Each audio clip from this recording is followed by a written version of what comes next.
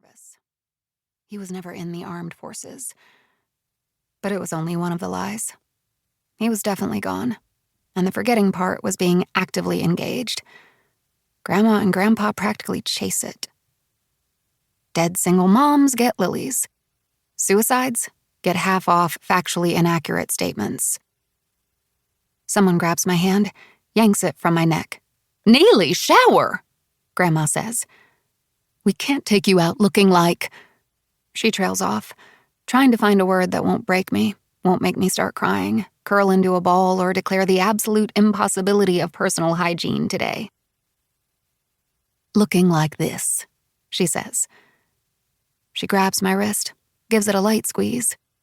Unlike my kick to the girl under my bed to remind her she is not real, this is Grandma telling me I am. I am real, and she is real. The world is real, and something is being asked of me.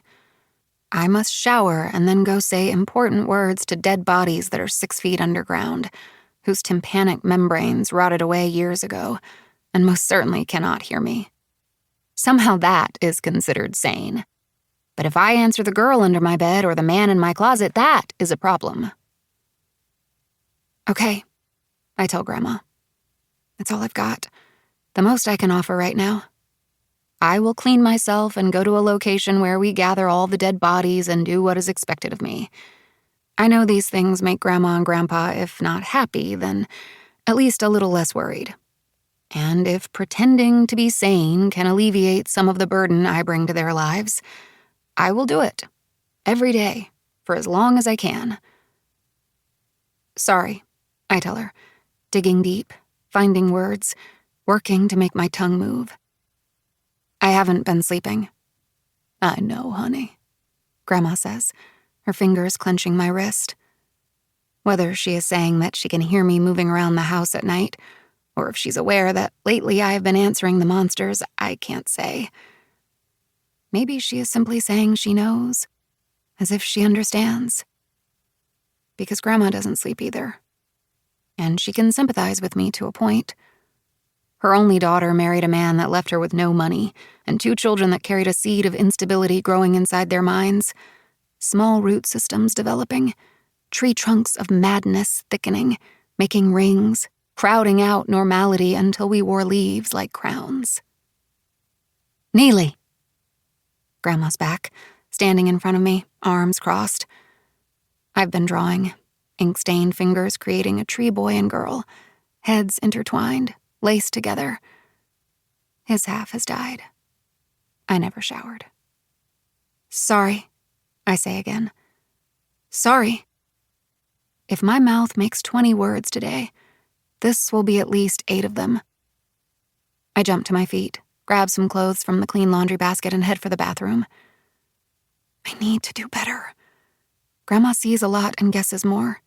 And while she might understand sleeplessness and grief, while she might be familiar with the long night and despair, she can't ever know about the depths, the monsters, and the voices.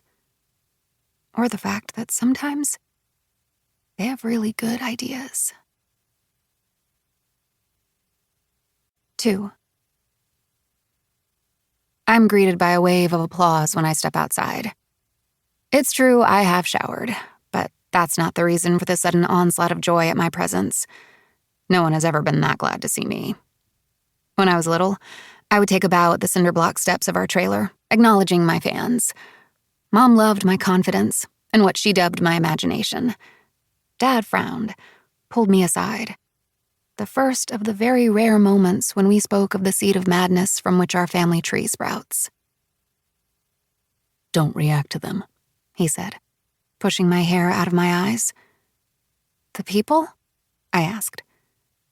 Dad put his hands on my shoulders and turned me in a slow circle, letting me survey the yard. The foxtails reached my elbows, ticks traveling their long stems. A rusted-out red Ford Escort stood on blocks, a tree growing through the windshield. "Do you see people?" Dad asked. It had never occurred to me that the sounds needed a source, and I locked eyes with Lance, who was waiting by the truck. "Other than your brother," Dad clarified, and I shook my head.